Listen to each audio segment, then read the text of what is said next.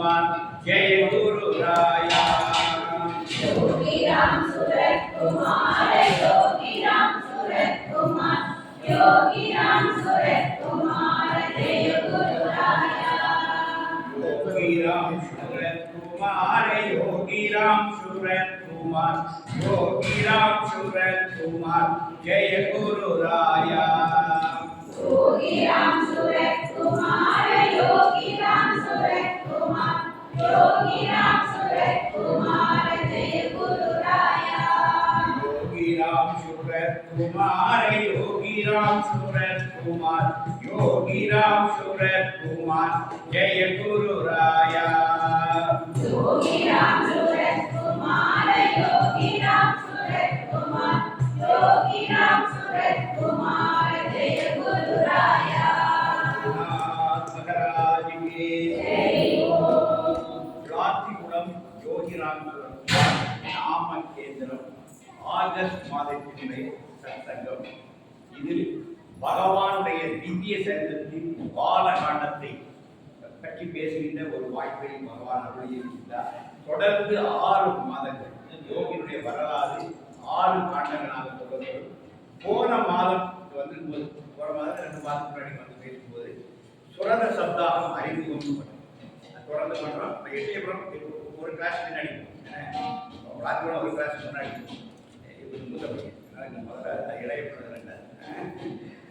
இன்னைக்கு பாலகாண்டம் பேசும். மாலை எட்டயபுரத்தில் அறிமுகம் நீங்க 2 கேட்டுக்கலாம். நீங்க பிளாஷ்பேக் கேட்டுக்கலாம், கரண்ட் கேட்டுக்கலாம். அதனால எட்டயபுரம் தவறாமல் ராஜபுரம் நாமகேந்திரன் சர்ச்சைக்கு போகணும்.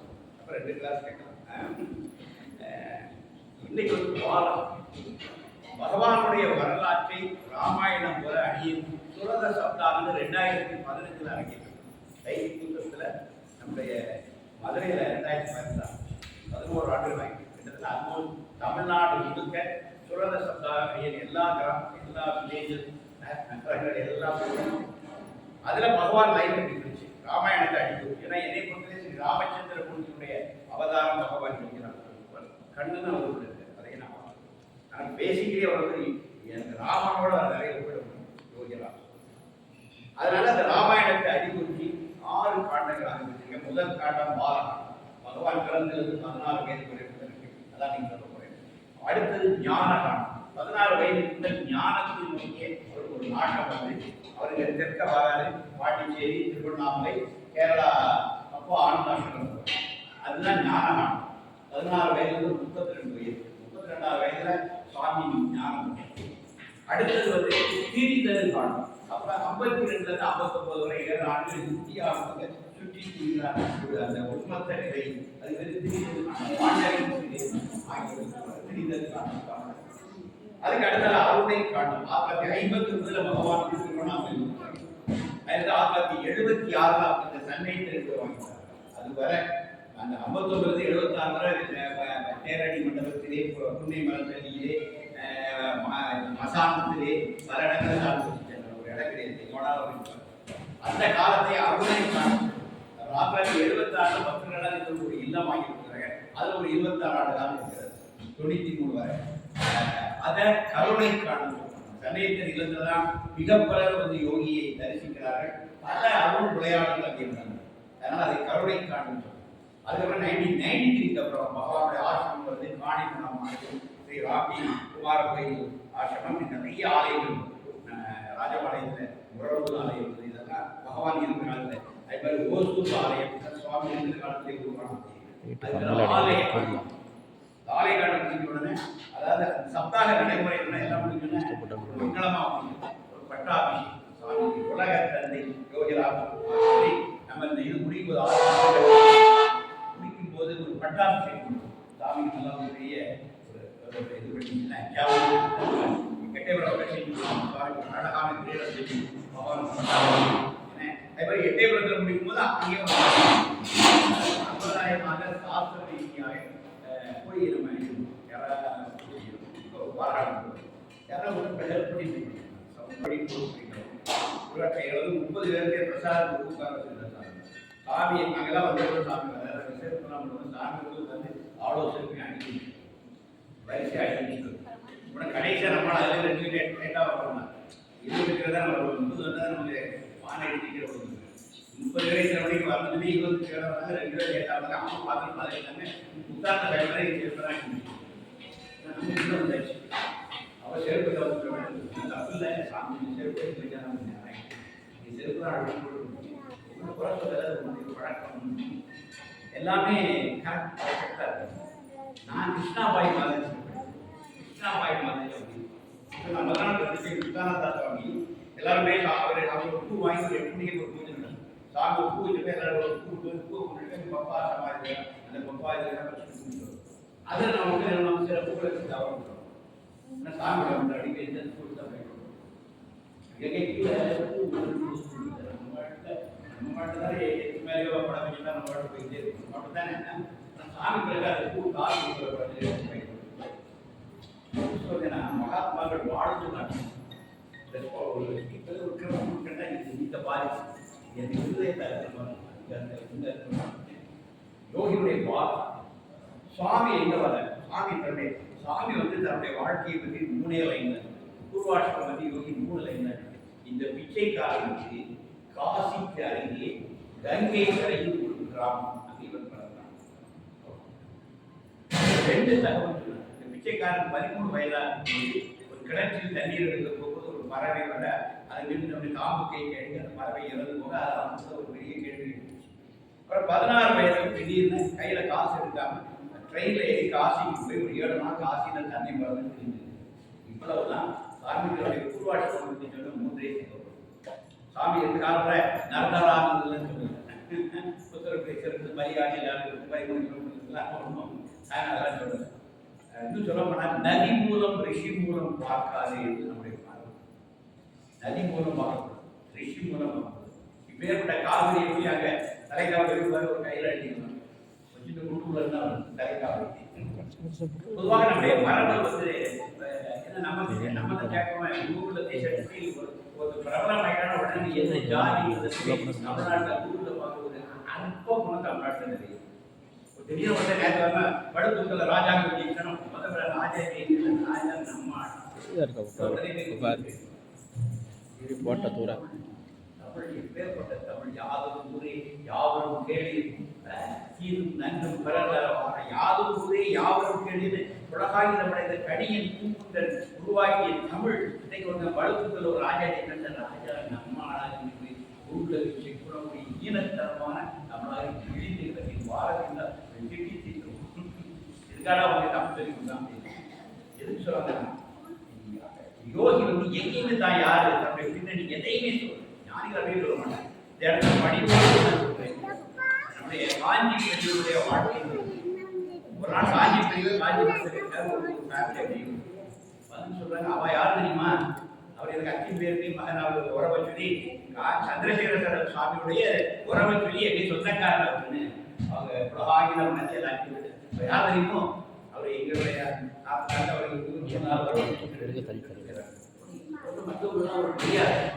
காஞ்சி பெரியவருடைய உறவு சொல்லி எல்லாம் எக்ஸ்ட்ரா எல்லாம் எதிர்பார்க்காங்க. அதெல்லாம் கொடுத்து பிடிச்சிட்டு போனோம். இது அப்படியே சாமி காது சாமி அவங்க எல்லாருக்கும் போடுறது அவருக்கு கூட இருந்தாரு. அது முடிக்கணும்னு பார்த்தா சாமி 3 நாளா சைலன்ஸ் 3 நாளா அண்ணா தூரசிட்டை பண்ணிட்டாங்க. 3 days அவன் கூட இருந்த தொண்டர்களுக்கு ஒரு பயம் வந்து வேற தப்பு பண்ணிடுமா சாமி அவன் அப்பா அவர்கிட்ட சொன்னேன். இல்லப்பா 3 நாளைக்கு எவனோ ஒருத்தர் வந்தாங்களா?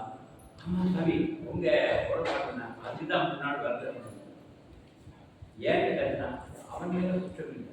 என்னுடைய தவத்தில் எங்கோ கோளாறு என்னுடைய பூர்வாசிரமம் சொல்லிட்டு ஒரு தவத்து கேட்கிறான். அவன் தப்பு இல்லை, அவன் இன்னும் என்னைய பழைய பார்த்துக்கலாம். என்னுடைய தவத்தை நான் என்ன பியூரிஃபை பண்ணிக்கிறேன். அதாவது ஒரு ஞானி தன்னுடைய பாஸ்டையோ தன்னுடைய எதை கூட இதனை ஐடென்டிஃபை பண்ணி கலர்லெஸ். ஞானிகள் கலர்லெஸ். நான் வர்ணன் நான் கோத்திரம். நான் முண்டகோபிஷன் படிக்கிறேன். பிரம்மத்துக்கு வந்து கோத்திரம் கிடையாது, பிரம்மத்துக்கு வர்ணம் கிடையாது. நான் வர்ணன் நான் கோத்திரம் அப்படிதான் சொல்லு. நீங்க உபனிஷத் படிச்சுட்டு ஆழமா போனீங்கன்னா ஞானத்துக்கு ஜாதி கிடையாது, மதம் கிடையாது, அது கோத்திரம் கிடையாது, வர்ணங்கள் கிடையாது. ஞானம் என்பது நெருப்பு, ஞானம் என்பது அக்கினி. அத்தனை அடையாளங்களை சுற்றி எரிக்கின்ற இடம் தான் ஞானம். அதுதான் இறைவன். அதனால நம்ம வரலாறு ஜோதி வழிபாடாக நெருப்புல ஏதாவது தூக்கி முடியுமா? நெருப்பு எல்லாத்தையும் இருக்கு, எல்லா அடையாளங்களையும் இருக்கு. அது எல்லாத்தையுமே பரிசுத்தமாயிருக்கு. நெருப்பு என்று என்ன கேட்டா பரிசுத்தம். நெருப்புனா கிளீனினஸ், பரிசுத்தத்துக்கு ஒரு உச்சம்னா அப்படி வாழ்ந்தவர்கள் தான் ஞானம். அதனால என்ன சொல்றேன், பிற்காலத்துல தான் சாமியுடைய ஊரு பேர் பூமிக்கா பிராணி ஜாதி நல்ல வேலை வெப்சைட் பண்ணுவாங்க. இது எல்லாத்தையும் எடுத்தாங்க, எடுத்து அதை புத்தகங்களாக்கி அதையே பெரிய உபன்யாசம் ஆகிடும். நான் அப்படி நான் பழைய சுவாமி சொன்ன மூணே விஷயம் தான் பாலநாட்டத்துல. சுவாமி கங்கை கரையில் காசி கரையை பிறந்தார். அது என்ன பகவான் தான் 108 வயசு. இந்த பகவானுடைய 108வது ஆண்டு 1918 பிறந்த 2014 நூற்றாண்டு. அப்போ பகவான் ஒரு சின்ன விஷயம் உண்டு, வரலாற்று தகவல் தான். ஷீரடி சாய்பாபா சமாதி ஆகுது பகவான் சொல்றது 1918. அது சாய்ராம், இது யோகிராம். அவர் தன்னை நடத்தினாரு பக்கீர்னாரு, அவர் என்ன சொன்னாரு, சப்கா மாலிக் ஏக், ஃபாதர் அலோன் எக்ஸிஸ்ட். அந்த பேரலல் புரியுதா? சப்கா மாலிக் ஏக், ஒருவன் முதலாளி, உலகின் மற்றவன் தொழிலாளி. தலைவர் அதான் பாடினார். சப்கா மாலிக் ஏக், நம்ம எல்லோருக்கும் ஒரே ஒருத்தர் தான் முதலாளி. இதுதான் ஷீரடி பாபாவுடைய சொல். சுவாமி சொன்னார், ஃபாதர் அலோன் எக்ஸிஸ்ட், என் தந்தை ஒருவரே இருக்கிறார். இந்த மகாத்மாக்கள்லாம் பார்த்தீங்கன்னா ஞானம் ஒன்றுதான், வேதமே கிடையாது. நீ ஞானிகள வேதமே கிடையாது. நீ ஞானத்தின் பாதையில் நடைபெறுகிற எல்லா ஞானிகளும் அக்னி சொல்வம் தான், கலர் கிடையாது. சகலதையும் சுத்தரிச்சுவான், பியூரா இருக்கும், பியூர். அது மாசுபடுத்தவே முடியும். அப்படிதான், அதுதான் ஞானம். அப்படி அறிவு அந்த மாதிரி இருந்தவங்க தான் பகவான் இருக்கிறார். தூய பிறப்படுகிறார். ஆனா அவங்களுக்கு ஒரு பூர்வாட்சி. இந்த உலகத்துக்குள்ள மனித உலகத்தாங்க ஒரு அப்பா அம்மா வேணும், அவங்க ஒரு சின்ன முன்னதை சுருக்கம் வேணும். அதுக்காக ஞானிகள் ஒரு கொஞ்ச காலம் என்ன பண்ணுவாங்க, உலக வாழ்க்கையில வாழ்ந்தது ஓன் ஃபைல் மாணி அதை ஒரு வெளியே. ஆனா அவங்க அந்த பழைய வாழ்க்கையை பெருசுபடுத்த முடியும். அவங்க ஞானம் பெற்றதுக்கு அப்புறம் தான் அவங்க வாழ்க்கையா 1952 ஃபாதர் கில்ட் திஸ் பகை 1952 இன்ஸ்டர். அவன் சாமியுடைய வரலாறு எங்கதான் ஆரம்பிச்சது? 1952 தான். அது முன்னாடி உள்ள ஒரு முன்கதை இருக்கும், அதை லைட்டா பார்ப்பேன். நான் பாலகண்டத்தை பார்க்குற விஷயம் வேற. பகவானுடைய அவதார எந்த நிகழ்வு? கங்கை கரை, காசி கரை. ரெண்டே லைன் இருந்துச்சு. இந்த பிச்சைக்காரன் கங்கை கரையில் காசி கரையில் ஒரு கிராமத்தில் பிறந்தான். 3வது திரை இந்தியாவில் கிராமம் நகரங்கள் என்னைக்குமே இருக்கு.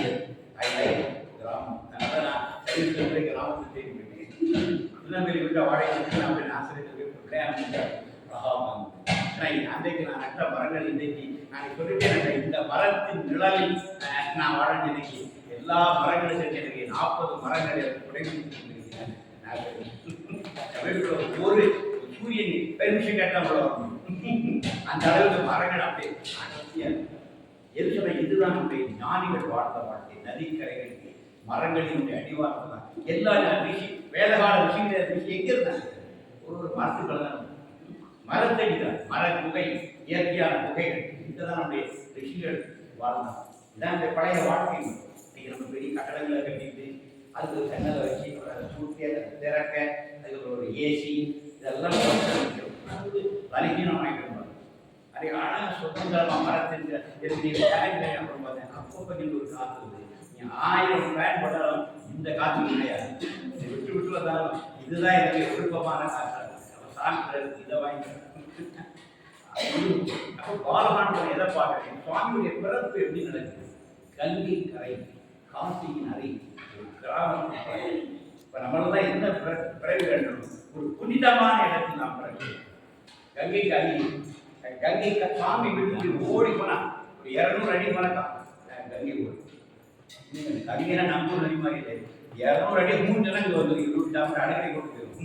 ஏன்னா அந்த 200 அடி தான் கங்கை கொண்டு வெள்ளம் வந்து அந்த 200 அடி அங்கே விரிஞ்சிடும். நம்முடைய தாமிரபரணி என்ன ஒன்று சார், ஒரு 2 வருஷத்துக்கு முன்னாடி பார்த்தீங்கன்னா சிவகுண்டையில ஒரு பனை மேலே ஒரு பிளாஸ்டிக் இருக்கு. காரணம் தாமதத்தினுடைய வெள்ளம் அந்த பனையில முக்கா பனை இருக்குது. அப்ப அந்த பிளாஸ்டிக் எல்லாமே அந்த பனை மேலே ஏறி கொடுத்துருக்குன்னா நான் அந்த மலை வெள்ளம் சேதத்தை பார்க்க முடியும். என் வீடு தனிப்படுத்தும் நான் அழகா மதுரையில் உட்காந்து தீட்டு எப்படி இருக்கு எல்லாம் வடிஞ்ச கூட சாமி வர வச்சு என் வீடெல்லாம் எப்படி இருக்குன்னு பார்க்க முடியும். பார்க்கும்போது ரூட் முழுக்க பார்த்து வர காலத்தில் ரொம்ப சிரிப்பா இருந்தப்போ ஸ்ரீவைகுண்டம் தான் அப்படி முங்கி ஒரு 3/4 பனை உயரத்துக்கு என் தாமரை பண்ணி எனக்கு முங்கி சந்தோஷமா இருந்தா சூப்பரா இருக்கு. மனுஷனை ஓட ஓட வரணும் பெரிய மொத்தமா சொல்லிட்டு தெரியலாம். அப்பப்போ அந்த புடவையில போடுறது 3 அடிக்கு. அதனால அப்பப்போ வெள்ளம் வரணும், விபத்துகள் வரணும். அப்பதான் அந்த மனிதனுடைய ஆணவம் அடங்கு ஒடுங்கு. வாழ்க்கை எவ்வளவு பெரியது, இயற்கை எவ்வளவு பெரியது, இறைவன் எவ்வளவு பெரியது, இதை பற்றிய ஒரு பயங்கரமான ஒரு மரியாதை நமக்கு பிறகு. அது ரொம்ப ஒன்று. சுவாமி எங்க பிறக்கிறாரு? ஒரு கிராமத்துல பிறக்கிறாரு, கங்கையின் அருகே பிறக்கிறார், காசிக்கு பக்கத்துல. அவருடைய இளமை வாழ்க்கையில நினைச்சு அவர் கிராமத்திலே ஒரு சாது இருக்கிறாரு, கப்பாடியா பாப்பா.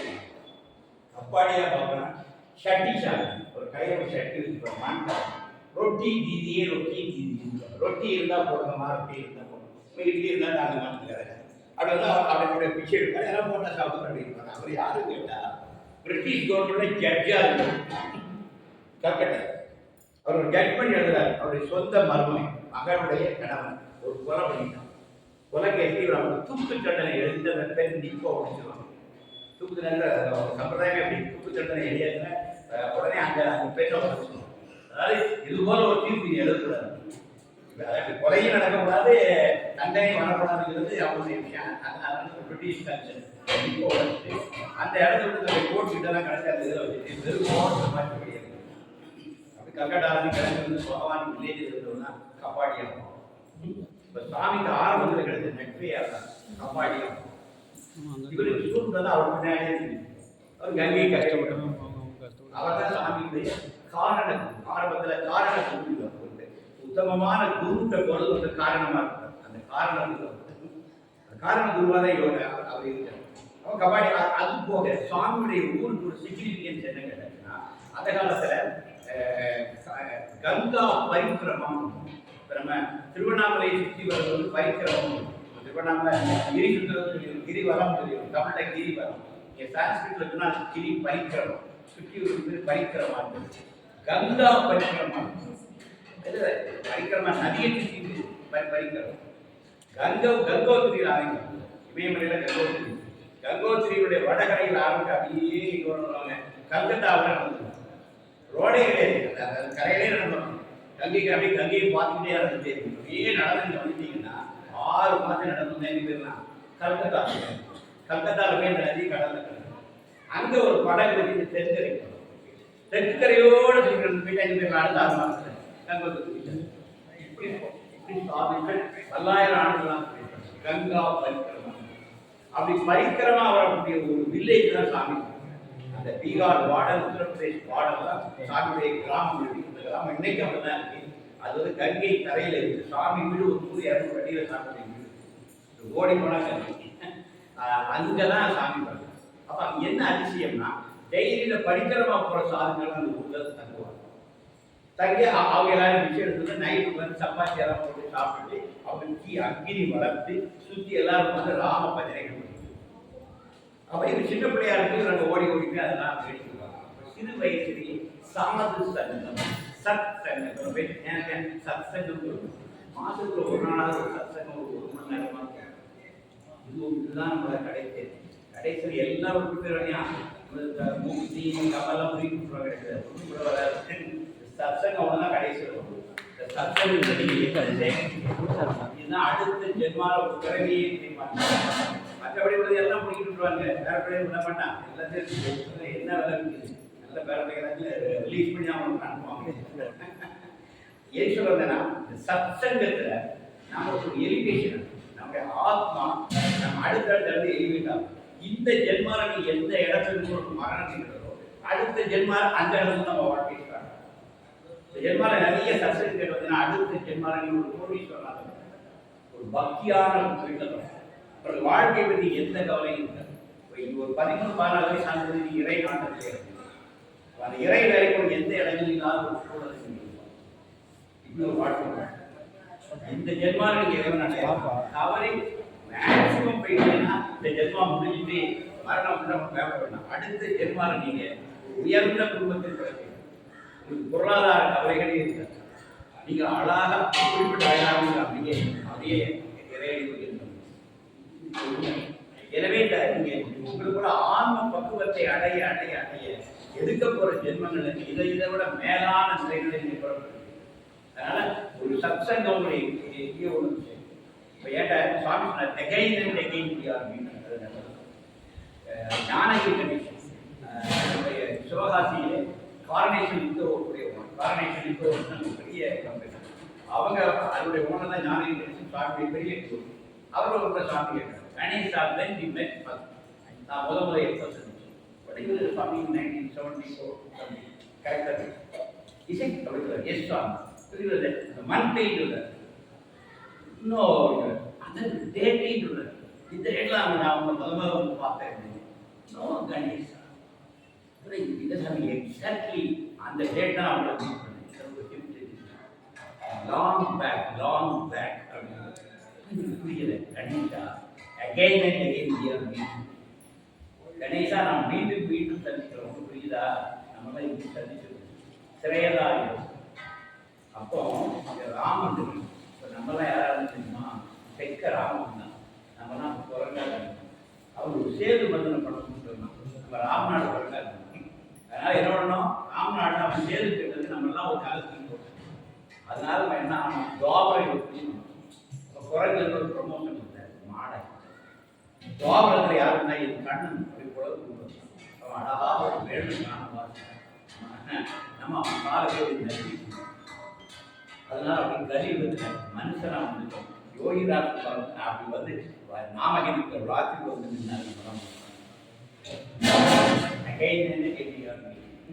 திரேதாயுகத்தில் இவரை ராமராக நாம் சந்தித்தோம். இவருக்கு ஒரு புறகாலம் துவாபர யுகத்திலே இவரை ஸ்ரீ கிருஷ்ணனாக பார்த்தோம். இவருடைய திருவடிகளை நம்பிய ஒரு ஆதிரையாக இவர் காலடியில் கிடந்தோம். இந்த கலியுகத்திலே இந்த மனித ஜென்மம் கிடைத்ததனால் பகவான் யோகிராம் அவருடைய திருவடியில் நாம் ராத்திரி உலகத்தில் வந்து நாமகேந்திரத்தில் இந்த ஆகஸ்ட் 2ஆம் தேதி அமர்ந்திருந்தோம். இப்ப தெரிஞ்ச ஆட்கள் செல்லப்பாண்டி இப்ப தெரிஞ்ச பையன் இல்லை. இவன் எனக்கு ரொம்ப நாளைக்கு முன்னே தெரியும். இவன் அப்ப இருந்தே இப்படித்தான் இருந்தான். நான் ஒரு ஜென்மாலையும் இவனை தட்டி கொட்டி இந்த ஜென்மாவில் கொடுத்துட்டு மாசமாரி கலவு நீ ராஜா அவனாச்சு நான் பார்க்கிறேன். இது நடக்குது. இது நான் வந்து exaggeration is true. Exaggeration is true. நம்மளாம் ஏற்கனவே தெரிஞ்சுக்கணும். இதுதான் சுவாமி சொன்னாங்க again and again we are meeting. இதெல்லாம் சும்மா கிடைக்கிறது இல்லை. ஜென்மமாக இந்த உறவு இல்லாமல் சந்திக்க முடியாது. அக்னிகிட்ட நெருங்க முடியாது. உங்களுக்கு அந்த தகுதி எங்க விளையாண்டு பாருங்க. நீங்க கூட சாப்பிட்டார் அவன் சொன்னா தெரியுமா காணி மடத்தில் தூங்கி என்னால் தேர்ந்தெடுக்கப்பட்டவர்கள் மட்டுமே இந்த ஆலயத்திற்குள் அடி எடுத்து வைக்க முடியும். இது காணி மடத்துக்கு மட்டும் அத்தனை யோகி ஆலயத்துக்கு பிளாஸ்டிக் வந்து உட்கார்னா கூட எனக்கே இல்லை சார். இது ஒரு 6 மாசம் தான் வரலாம் அப்படின்ட்டு சில பண்ணி அப்பாவுக்கு போவோம். அப்பாவுக்கு போகவும் இல்லை, அப்பாவுக்கு வரவும் இல்லை.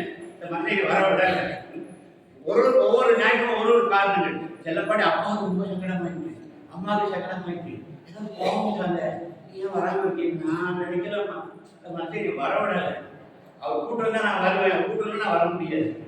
எதுவுமே என் கையில் இல்லை. எப்படி ஒரு கடத்தையும் அவர் தான் தீர்மானிக்கிறார். எங்க இருக்கிறது என்ன பிரச்சனை எப்படி இருக்கணும் அதெல்லாம் அவர் தான் தீர்மானிக்கிறார். எது சொல்றேன் சுவாமி சொன்னார் எகைன் அண்ட் அகைன். அந்த சுவாமி பல ஜென்மங்களாக வந்து ஒரு அவதாரம் தான் இந்த ஜென்மத்தில். அப்போ அவர் அந்த கங்கை கங்கை சாதுக்களோடு தொடர்பு. சுவாமி சின்ன வயசுல என்ன பண்ணுச்சுன்னா ஓடி எல்லா வீட்லையும் ஆட்டா வாங்கிட்டு மாவு வாங்கிட்டு வந்து அந்த சாதுக்கள் சப்பாத்தி போட்டு கொடுப்பாரு. இதை விட எப்படின்னா ஸ்கூலுக்கு வச்சு சப்பாத்தி 4 சப்பாத்தி பண்ணா 2 சாப்பிட்டு 2 கைக்கு வச்சுருவாரு. சாயங்காலம் வந்து சாதுக்களுக்கு சாமிக்கு ஆரம்பத்துக்கு என்ன போனாச்சுன்னா சாதுக்களுக்கு உணவு அதாவது எஃப்எஸ்ஓவா இருந்தது. சாதுக்களுக்கு உணவளிக்கிறவராக சாமி சாமியுடைய கேபிட்டே என்னன்னா எல்லாருக்கும் உணவளித்து அதை பார்த்து சந்தோஷப்படுறாங்க. அன்னதானம் வந்து தாராளம். எங்க அம்மா ஒரு பொண்ணு 10 பிள்ளை பெற்றார். என்ன ஒரு அமெரிக்கா நான் கல்யாணம் போய் பார்த்துருக்கேன். ஏதாவது வீட்டு செஞ்சிடக்கூடாது. தெருவில் ஒரு 32 பேர் இருப்பாங்க. எவன் வீட்டு பார்த்தா ஒரு வயது அவன் வாய்ப்பு திணிச்சே விட்டுருவான். என்ன தெரியுமா பொண்ணம்மா 10 பிள்ளை 10 பேருக்கு லைஃப் செட்டில் ஆகிட்டாங்க. எல்லாம் சொந்த வீடு கட்டி அங்கே ஒரு சில 2 வீடு கட்டி பெரிய ஃபேமிலி எல்லாமே பெரிய ஃபேமிலியா இருக்கு. நல்லா நீங்க வளர்ந்தாங்க. அண்ணன் கிராமத்துல 10 பிள்ளை கட்டி வாங்கி அவன் கரெக்டுகிற வச்சிருந்தாரு. கரெக்டுகிறாங்க நானும் கரெக்டி உங்களுக்கு கரெக்டி தான் சம்பந்தம். கிராமத்துல ஒரு சாதாரண கற்பட்டி கடை வச்சிருக்க ஒரு அவருக்கு 10 பிள்ளைங்க. அவருடைய மனைவி பொண்ணு ஆடுவாங்க என்னுடைய மாமியார். அந்த அம்மா கேட்டாடே போகலாம் நிறைய பூரி போனா அவர் வீட்டில் 10 டிக்கெட் இருக்கு. அவர் 20 டிக்கெட் கூட்டியிருப்பாங்க. 10 டிக்கெட் நம்ம வீட்டுல 20 பிள்ளைங்க பொங்கலாங்கவா கையில் அப்பா பொங்கலாங்கவா 2 சாப்பிடுவோம். ரோட்ட போறவனெல்லாம் கூட்டு வாயில செஞ்சு அண்ணன் அப்படி கூட்டு ஊட்டினால நீங்க அவ 10 குழந்தைகளும் சொந்த வீடு கட்டி ஜாம் நல்லா புரியுங்க. அன்னதானம் செய்வதனால் தானம் செய்வதனால் தாழ்ந்தவன் வீழ்ந்து வந்து உலகத்திலே செய்ய இறைக்கிற கணக்கு நீ செய்யலாம் நீ மேலும் சிறப்பான். இதுதான் முக்கியம். இதெல்லாம் பாரத நாட்டினுடைய பண்பாடு, நம்முடைய வேர். அப்படி வந்தவர் தான் இவங்க. சாதுக்களுக்கு சாதாரண மனித செய்ய ஏன் பிச்சைக்காரன் ஒருத்த ஒரு ஞானியா நமக்கு தெரியாது. 100 பேர் கண்ணதானம் பண்ணா அது ஒருவன் என்றைக்காவது ஒரு நாள் அது ஒரு ஞானியா இருக்கும். அவனுக்கு ஒரு நேரம் அன்னமளித்து விட்டார் என்றால் ஆய்வுக்கு அது போதும். எனக்கு தெரிய திருவண்ணாமலையிலே சண்முகம் ஒரு அன்பர், அவர் வீட்டுக்கு சாமி ஒரு நாள் சண்முகம் தேடி போறார். அப்ப பார்த்து சண்முகம் இல்லை, சமூகத்துக்கு அப்பா இருக்கு. சரி வாங்க சமூகத்துக்கு சமூகம் சந்தைக்கு போயிருக்கான், அப்புறம் வருவாங்க. சரி அப்ப நம்ம வரட்டு விட்டாலும் இல்லை சாமி உட்கார்ந்து சாமி முதல்ல உட்கார வச்சுட்டு சாமி ஏதாவது சாப்பிட்றீங்கன்னா இருங்க சாமி கொஞ்சம் கூடு இருக்கு அப்படின்னா கொடுப்போம். ஒரு பழைய கூடு இருக்கு, அந்த பழைய கூட அழகாக பழைய கூட சாமி குடிச்சிட்டு சமூகம் தான் சொல்லுங்க பிச்சைக்கார வாரம் பண்ணுறேன். அடுத்த சாமி போட்டா இப்போ வந்தோடனே சமூகம் வந்து கேட்கிற அப்பாட்ட ஏய் சாமி எப்படி கவனிச்ச நம்ம வீட்டில் கூடு முந்தா நாள் இருந்தா அதான் நல்லா குடிச்சு போயிட்டேன். இப்போ அடிச்சு பிறகு பின்னாடி போடுறேன் சாமி ஒரு வார்த்தை சொல்லி தான் அவங்க உட்கார வச்சு சோறு ஆக்கி போட்டாங்க, சோறு ஆக்கி போட்டு நீ அப்போ இல்லை சமூகம் நீ எங்கே போயிருந்த பிச்சைக்காரரை அப்பாட்ட அப்பா பிச்சைக்காரர் நல்லாவே கவனிச்சுட்டாரு. அதுக்கப்புறம் கேட்டீங்கன்னா ஒரே ஒரு தடவை வீட்டில் போய் பழைய கூட சாப்பிட்ருக்காரு. இவரோட ஆசிரமம் பெரிதாகுது, ஐஏஎஸ் சாமி தான் இருப்பாங்க. இப்போ சமூகம் இங்கே வரும்போது சாமி சன்னை யாரு தெரியுமா, அந்த காலத்தில் இந்த பிச்சைக்காரருக்கு சாப்பாடு போட்டது ஒரு 100 பேர் இருப்பாங்க.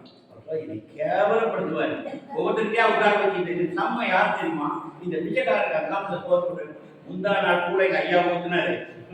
அதுக்கு என்னைய 100 பேர்த்த என்னை பாராட்டு சமூக இந்த பிச்சைக்காரருக்கு ஒரு ஞானிக்கு பழைய சாட்டை நீ போட்டா அதை அமுதமாக ஏற்று உன்னை என்னைக்கு மறக்கணும். சுவாமி வாழ்க்கை நடந்துச்சு. எனவே நீங்க 100 பேர் கண்ணதானம் பண்ணி என்னைக்காவது ஒரு நாளைக்கு அங்கே ஏதோ ஒரு முகம் தெரியாத ஒரு சாதுகிரி போட்டல ஒரு புரிய அண்ணா அவருக்கு அவனை பிளஸ் பண்ணிட்டு போயிருவான். அது போதும் பல ஜென்மங்களுக்கு. அதனால அன்னதானம் கதை என் பாரதி பண்ணான். ஞானத்திலே பல மோனத்திலே அண்ணன் தானத்திலே உயர்ந்தான். என்ன ஞானத்திலே பல மோனத்திலே அண்ணன் தானத்திலே உயர்ந்தான்.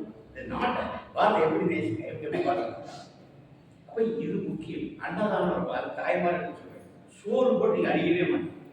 பசி வந்தான் சோறு ஆளை துரோகியா இருந்தார், குடிகாரனா இருந்தார். ஒரு முறை சாப்பிட்ட சுதாமா நடந்த விஷயம். ஒருத்தவர்லாம் சாமி அவன் ஐயா பசின்னு சொன்னாரு. தேவகி அவருக்கு ஏதாவது சாப்பாடு கொடுக்குறாங்க. தேவி அம்மா சாப்பாடு வைக்கணும். அவன் நல்லா சோறு போய் வைக்கிற 2 நாள் 3 நாள் அம்மாக்கு கொஞ்சம் கூட பிடிக்கல. நேச்சுரல் வச்சு தண்ணியை போட்டுட்டு வந்து சோறு கேட்க சாமி வயிற்று தான் இருக்காங்க. 3ஆம் நாள் வாழ்வன நீங்க இது மாதிரி நான் வரக்கூடாது. அம்மா அவரை கண்டிப்பாக ஒரு மகாத்மா இருக்கிற இடம் இப்படிலாம் வரக்கூடாது. சரியா அவங்க சொன்னேன். அந்த அவன் பெற்றவாதம் அம்மாவை தெரியும். நம்மளால தான் இங்கிலீஷ்ல பேசுவாங்க. பேசிட்டு இருக்கான். அம்மா ஒரே மாதிரி பேசியிருக்காங்க. அடுத்த சாமி என்ன தேவகி சொன்னா அது அவர் வந்திருக்கிறாரு, அப்ப சாப்பாடு வைக்க வேண்டியது இல்லை, அவர் கொஞ்சம் வேற மாதிரி இருக்கிறாரு. ஏம்மா அதாவது சாப்பிட்றதுக்கு பசிதான் வரும். தேவகி உனக்கு பசினா என்னன்னு தெரியாது. இந்த பிச்சைக்காரருக்கு தெரியும். பல நாட்கள் சாப்பிட்டாங்க. நாட்கணக்காக இந்த பாரத நாட்டை வள வந்தவரையும் சொல்றது உண்மை. நமக்கெல்லாம் பசினா என்னன்னு தெரியாது. அவங்கெல்லாம் பீஸாவில் எதிர்கொண்டு உண்மையிலே நம்மள 90% இந்த தலைமுறைக்கு பசினா என்ன, முந்தின தலைமுறைக்கு எனக்கு தெரியும் கரிசல் ஒரு நாவல் எழுதிப்பார். உங்களுடைய இந்த கரிசல் ஒரு நாள் ஸ்கூல் பிள்ளைலாம் என்னன்னு கேட்டா எங்க ஊர்ல நீங்க அரிசி சோறு சொல்லுவாங்க. அரிசியில சோறு பொங்கியாச்சுன்னா ஸ்கூலுக்கு லீவ் போட்டு சோறு சாப்பிட்ட குழந்தைகள் நிறைந்திருந்த நாள் தான் இந்த கரிசல் காட்ட நாகலாபுரம் செய்யும். கரிசல் ஒரு நாவல் பொங்கி அதை எழுதியிருப்பார். அரிசி சோறு பொங்கியாச்சுன்னா இவருடைய சிறுகதையே வரும். செல்லப்பாண்டி எழுதிய மிஸ்ரி நாயகர் சிறுகதையிலே ஒரு கதை வரும். நீங்க அரிசி சோறு எழுதியாச்சுன்னா பள்ளிக்கூடத்துக்கு லீவ் போட்டுட்டு அது இன்னைக்கு எங்க வீட்டு அரிசி சோறு சொல்லக்கூடிய அளவுக்கு தான் ஒரு தலைமுறைக்கு முன்னாடி வாழ்ந்தது. இன்னைக்கு கர்நாடகம் பண்ணி இது வேண்டாம் நூடுல்ஸ் இருக்குமா, அதுல ஊத்துல இது இருக்குமா, அது இருக்க பேர் இருக்குமா, எப்படி ஆகிடும் நமக்கு இப்பெல்லாம் இதிலே நம்ம தலைமுறைக்கு பத்தினா எனக்கு தெரியாது. அது சுவாமி சொன்னார், ஏம்மா சாப்பிட்றதுக்கு பசிதாமா தண்ணி போட்டுட்டானா அதெல்லாம் பிரச்சனை தேவியமாக வய வந்து சோறு வை அவன் பசிச்சிருக்கு சோறு போடல அதான் திட்டுறான். பசிச்சவன் சோறு போடலாம் தண்ணி அடிக்காது என்ன இருக்காங்க அவன் நீ அவனை திருத்த பார்க்க அவன் செஞ்சவனே அவன் பார்த்துக்கணும். நீ அவனுக்கு உணவு போட முடிஞ்சா செய்யணும். அதனால உணவளிப்பதால் யாரும் தாராளம் தானம் தாராள உணவு. ஏன்னா ஒரு நாள் செய்யற உணவு எந்தாவது ஒரு நாள் உங்களுக்கு தெரியாம ஒரு ஞானி வந்து உங்க கையில ஒரு அவளோட சோறு வாங்கி சாப்பிட்டு அவங்க வாழ்க்கைக்கு போவாங்க. குடும்பம் குலம் எல்லாமே என்னைக்கு நடக்குது. ஆனா நீ என்னாலும் செஞ்சு நீ என்னாலும் அதை மட்டும் தாய்மார்கள் மனசு வச்சு கேட்டு மாதிரி வாயில் கொடுத்தாரு அம்மா மாதிரி அதுல வந்தா கொடுங்க பத்தி உங்க வீட்டுக்கு ஒரு ஸ்பெஷல் பண்ணி பாப்பா கொடுக்குது. இதெல்லாம் தான் ஒரு பாஸ். இதெல்லாம் தான் நம்ம பண்ணணும். சுவாமி அப்படிப்பட்ட ஒரு இடத்துல வாழ்ந்தாரு. அப்படி 13 வயதில் நடக்கிற ஒரு விஷயத்துக்காக 13 அதனால பெருசா பேர் 13 வயதில் சுவாமி ஒரு நாள் அவங்க வீட்டுக்கு முன்னாடி கிணத்துல அம்மாவுக்கு நீர் எடுக்கப்படும். அந்த காலத்தில் குழந்தைகள்லாம் அம்மாவுக்கு கிச்சன் ஒர்க்குலாம் ஹெல்ப் பண்ணும். இந்த காலத்தில் நம்ம ட்ராயிங் பண்ணி இப்போ மம்மி அதை எடுத்துவாங்க அந்த அப்படின்னு நம்ம மம்மி போய் எடுத்துறோம். அப்படிதான் மம்மி நம்ம ஹெல்ப் பண்ணலாம். நம்ம வந்து ஹோம்ஒர்க்லாம் பண்ணிட்டு இருக்கோம். மம்மியை டேடியெல்லாம் லைனில் இருந்து நம்ம என்னென்ன கேட்கணும் எடுத்து கொடுக்கணும் நம்ம எடுக்கணும். இன்னைக்கு பண்ணுங்க அன்னைக்கு எங்கள் மாதிரி பைத்தியக்கார குழந்தைகள்லாம் இருக்கும். அப்போ என்ன பண்ணுவோம்னா அம்மா இவா பேர் கமலக்கடன் வீட்டில் 10 டிக்கெட் இவா அந்த பக்கத்து கிடத்துல இருந்து தண்ணி கொண்டு வந்து இவங்க வீட்டில் ஒரு பெரிய தொட்டி. இந்த தொட்டி கூட நடக்காது. 25-30 கூட ஸ்கூல் போயிருக்கு செலவு. 25-30 கூட டெய்லி குடத்தை வாடி போட்டு பக்கெட் போட்டு தண்ணி இறக்கி குடத்தை நிறச்சி அப்புறம் குடத்தை தூக்கிட்டு வந்து இவங்க வீட்டு ஒரு பெரிய தொட்டி இருக்கும். அது அந்த தொட்டி நிறைய இருக்கும். அதனால இவ்வளோ கமலக்கடன் சொல்லுவாங்க. இந்த மாடை வச்சு கிணறு வச்சுருப்பாங்க. எத்தனை ரூபா ஒரு மாடு தண்ணி கொடுத்துருப்பாங்க. அப்படி வளர்ந்தா வந்து சொல்லுவாங்க. அதனால ஒரு குறை கிடையாது. நல்லா இருக்கும். சாமி எது சொல்லுவாங்க அந்த கிராமத்திலே வரை 60 உள்ளிட்டு இருக்கணும். எது சொல்லுவாங்கன்னா சுவாமி கைப்பற்றணும். நீங்கள் இளம் வயது நிறைய நீங்கள் சேவை செஞ்சீங்கன்னா உங்கள் ஃபேமிலியாக நீங்கள் கஷ்டப்பட்டீங்கன்னா உங்களுடைய செகண்ட் பார்ட் ஆஃப் அது உச்சத்துக்கு அது உருகும். இப்போ சுவாமி சின்ன வயசுல அம்மாக்காக கிணத்துல போய் வாடி போட்டு தண்ணி இருக்கு. அப்படி தண்ணி இறக்கி ஒரு பரவாயில்ல அப்படி மறந்து ஒரு புரியும் தம்பி அந்த அதை பின்னாடி இவெல்லாம் சேர்த்து பார்த்து அந்த கையில் இருந்தால் இன்னொரு பண்ணி ஒரு விளையாட்டு நினைக்கிறேன். கையில் அந்த பறவை மேலே போட்டு பட்ட உடனே அந்த பறவை நீ குடிச்சு பதறிஇல்லை. அதனால ஓடி போய் இருப்பாரு கையில் இருந்தால் அதை குடிச்சிக்கிட்டே இருக்கு. அந்த நேரத்துக்கு முன்னாடி ஓடி போறாரு. கங்கை அதனால என்ன நினைக்கிறீங்கன்னா கங்கா தண்ணி எடுத்து சாக போட்டு ஒரு வாயை ஊற்றிட்டு அவர் குழைச்சிருவாரு அப்படின்னு அந்த கிராமத்தில் இருக்கிற அந்த நம்பிக்கை. சுவாமி ஒட்டி போய் அந்த தண்ணி எடுத்து ஊற்றுறாரு. அது கூட அந்த பறவை அழகில் தண்ணி ஊற்றுறாரு. அதை இழந்து சோகமாயிடுச்சு. அப்புறம் பறவை அப்படியே கங்கீர் அப்படியே அங்கேயே 13 அப்படியே இருக்க அந்த ஆத்து மணல் அப்படிங்கிறத இரவு முழுக்க சுட்டுக்கே வரும். அவரோட மனதில் ஒரு பெரிய சோகம். ஒரு அழகான பறவை அநியாயமாக இறக்குவதற்கு நான் காரணமாக உடுத்த. இன்னொரு விஷயம் என்னன்னா ஒரு விஷயம் ஆன்சர் கிடைக்கிறது. இந்த பறவைக்கு அழகான பறவை இப்போ அது என்ன ஆயிடுச்சு? அது வந்து என்ன விஷயம்? இந்த பறவை எப்படி கிடக்குது? அடுத்த கொஸ்டின். அதாவது இந்த பறவை அழகாக பறந்து வந்து உட்காந்துச்சு. இப்போ அது திடீர்னு ஒழுங்கலாமா இருக்க இது அது கூட என்ன இருந்து இப்போ என்ன காணாம அதே பறவை அழகா பறந்து இருந்த பறவை இப்போ ஏதோ ஒன்றா இருக்கு காணாம போயிடுச்சு. அது அப்படியே கிடையாது.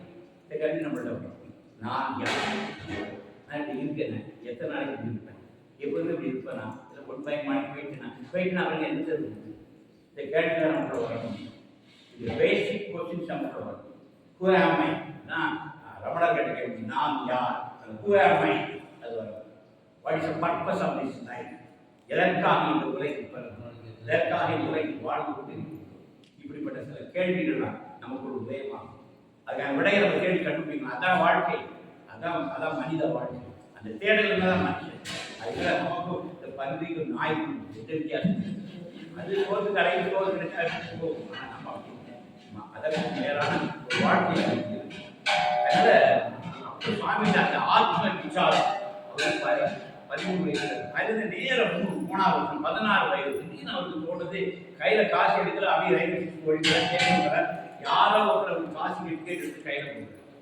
அதான் அந்த ட்ரெயின் காசிக்கு போறது கூட அவருக்கு தெரியாது. காசியில போய் இறங்குறாரு, காசி அப்படி பார்க்கறாரு.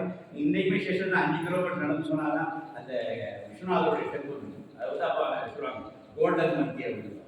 அந்த விஸ்வநாதருடைய அந்த கோபுரம் அப்போ தெரியும். இப்பெல்லாம் நிறைய பில்டிங் வந்து அப்போ அந்த கோபுரம் தெரிஞ்சுட்டு நேராக அந்த கோயிலுக்கு போறாரு. கோயிலுக்கு 16 வயது துவாரகன் யோகி போறாரு. கோயில போய் நேர விஸ்வநாதருடைய அந்த சன்னதி கூட போறாரு. இன்னைக்கு நிறைய விஷயம் இருக்குது. அந்த கீழே சிவலிங்கம் ஒரு பெரிய சின்ன சாகரமாக இந்த ஓரத்தில் சிவலிங்கம் அதை போய் நிற்கிறார். அடுத்த நிமிஷம் இவரை சுற்றி ஒரு பெரிய ஒளி சூழ்கிறது. ஒரு பெரிய ஒளிக்குள் அவர் இருந்தது மாதிரி உணர்ந்தார். அப்புறம் அவர் எந்த போதமும் இல்லை.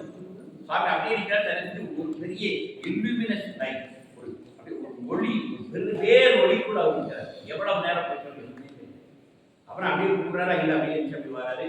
7 நாட்கள் அப்படி காசு கொடுத்து சுற்றி ஆகிறார். ஹரிச்சந்திராங்களா மணிகர்ணியாங்களா அதெல்லாம் கேட்கிறார். ஒன்றுமே புரியல. இப்படியே நடந்துட்டு சாரநாத் ஒரு போயிட்டார். இங்க ஒரு மீட்டர் சாரநாத் இங்க ஒரு டைரக்ஷன். அங்கதான் புத்த ஞானம் பெற்று வந்து முதலாக தன் வாயை திறந்து என்ன கிடைத்தது என்பதை சீடர்கள் பழைய ஃப்ரெண்ட்ஸ் ஒரு 5 பேர் மீட் பண்ணுவாங்க. அவங்க பார்க்குறாங்க, நீ சித்தார்த்தா, நீ இப்போ வேற மாதிரி இருக்கே, நீ பழைய ஃப்ரெண்ட் மாதிரி உனக்கு என்னவோ கிடைச்சிருக்குது. என்னடா கிடைச்சிருக்கு கேட்குறாங்க. முதல் பேரோட அமைதியாக தான் இருக்கு. அவரால் பேச முடியல. ஞானம் பெற்றோட வாய் அடைக்கணும், பேச முடியும். நிர்விகல்ப சமாதி நம்முடைய ரமணர் 9 மாதம் பாதாடிட்டு வந்தார். ஸ்ரீ ரமணன் 9 months அவர் சொல்லியிருக்கார். கடைசி தாட்டுக்கும் அடுத்த தாட்டு 9 மாதம் தான் பார்க்கறது. நாங்கள் வளர்ந்தது, முடி வளர்ந்தது, அவரை தண்ணியே பார்க்கறது. 9 மாதம் ஓடி போனதே தெரியாது. 9 months அப்படியே நிர்விகல்ப சமாதியில் இருக்கிறார் ஸ்ரீ ரமண மகரிஷி. பாதாள ஞானங்கிறது சாதனை எக்ஸ்ப்ளோஷன். ஞானம் கிடைத்த மறுகணம் நீயா காலி சுத்தமாக காலியாயிடும். நம்ம வேற ஒரு பிளேட் கொடுத்துக்கிறோம். உடல் மட்டும் தான் உள்ள இருக்கிறாங்க. நம்ம வேற அந்த ஏரியா சுவாமி கிடைக்கும். 16 வயசு கிடைக்கிறார். அதே சாரநாத்திற்கு நிற்கிறார். அங்க ஒரு 2வது பேர் அது அசோகர்கள் அந்த கூப்பி இருக்கு. அதாவது அந்த ஞானத்தை புத்தர் வாய்திலிருந்து முதல்வராக பேசியணும். அடுத்த பேர் அது ஒரு விஸ்வநாத் மந்திர், அடுத்த சாரநாத். 2 இடத்துல அவருக்கு பேர் இருந்துச்சு. அப்புறம் அப்படியே கிளம்பி வர 7 நாட்களுக்கு போதும் வந்து படைப்பேற்றி ஊர் வந்து சேர்ந்தார். அப்புறம் வாழ்க்கை இது என்ன அர்த்தம்னா, ஒரு இந்த காசியினுடைய சாங்டம் சாங்டோரியம் அந்த கர்ப்பகதத்தில் போய் நின்ற போது ஒரு பேரொழி இவனை சூழ்ந்ததுன்னு சொல்லி சொல்றாரு. அப்புறம் தான் நான் பிடிச்சேன். காசி என்கின்ற வார்த்தைக்கு அர்த்தம் தெரியுமா? பேரொழி.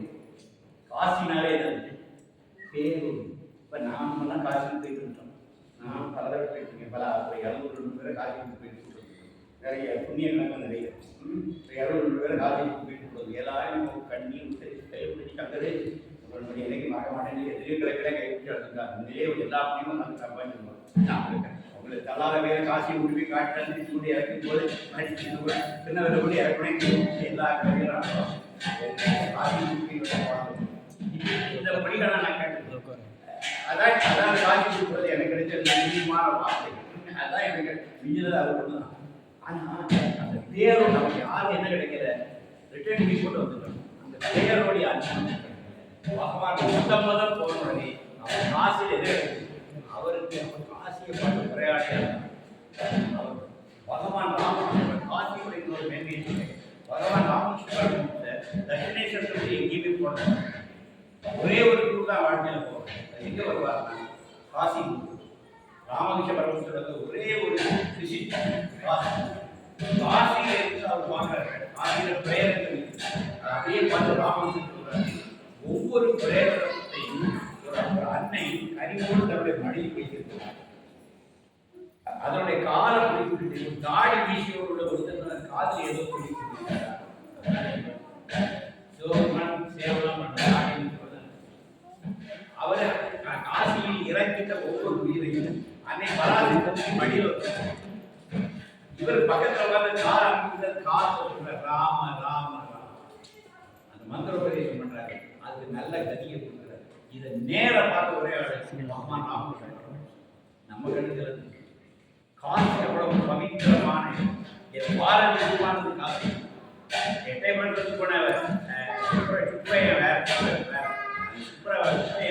அங்க போய் காசி போய் நம்ம பார்க்குற பாரதி காசியில தான் காசு தான் ஷேப் பண்ணி காசு காசியில் வரும்போது நம்ம பார்க்குற பாரதி எது போனவன் வேற இது வந்தவன் வேற.